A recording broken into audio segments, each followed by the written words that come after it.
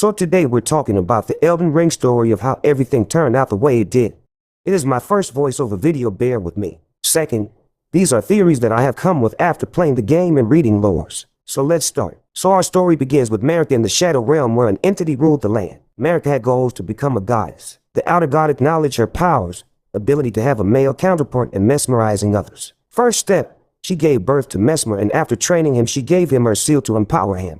Years later, a war started under her request with Mesmer as the commander. They managed to shatter the existing order. Then Marika fought the entity at the Divinity Gate and removed Grace from his body at the moment when both of her identities could exist. She stepped out into the land between and created her Golden Order. She seduced her first Elden Lord and sent him to wars to defeat their enemies in the land between. After the war with the giants, the first Elden Lord was banished with his tarnished by Marika. She sent Raydagon to seduce and marry Renala and had 3 children with her. Now every piece of the land is under her rule. She called back Raydagon and had her twins, Malenia and Miquella. Because of Miquella, she lost her seducing ability to him, which became stronger. After years of searching, Miquella didn't find a solution for his curse or his sisters. So the only way for him to cast this childish form was by becoming a god. Thus, the Golden Order and his mother needed to be perished. First, he asked his half-brother to be his consort, and Radon agreed first, but later, knowing about Miquella's plans, Radon refused and kept the stars at halt and the 2 fingers safe by keeping the fingers playing dagger hidden in the lost city underground, which was impossible for Miquella to reach. Miquella started stealing hearts, manipulating and seducing everyone and everything. Then he created the sleeping entity, Saint Trina, to reach Ranni, who didn't want to be an Empyrean anymore and didn't trust him either. If you notice while going through Ranni's quest how much she enjoys sleeping, because at that time she is in the dream world where she was visited by Saint Trina, who gave her ideas about how to plot and execute her plans. Ranni succeeded by killing Godwin's soul in her body. Thus, Marika loses her mind after seeing her dead child. Miquella kept on manipulating his mother, who after many years shattered the Elden Ring and Raydagon tried to fix, but the Elden Beast crucified them for that sin. Now, Miquella's next step is to reach the Shadow Realm and ascend Godwin at Divinity Gate.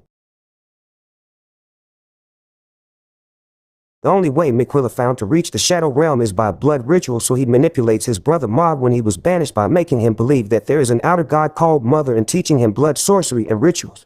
Then he orchestrated the Shattering War and manipulated his twin sister to fight Radon to free the stars and 2 fingers. Alas, Malenia wasn't successful at that. At the same time, he also manipulated Mohg into kidnapping him and taking his body to his palace and performing the blood ritual so he can reach the Shadow Realm. There, Miquella was successful in seducing Mesmer into servitude to protect the way to the Divinity Gate. Also, Miquella manipulated strong warriors so they could protect him from any person or any entity that tried to harm or ruin his plans. Miquella didn't plan for Tarnish to overcome everything and conquer land between. Our actions put Mechalaplans on a fast track to success. We defeated Radon, stars are free, Ranni kills 2 fingers, Marika and Raydagon are dead, Elden Beast is dead.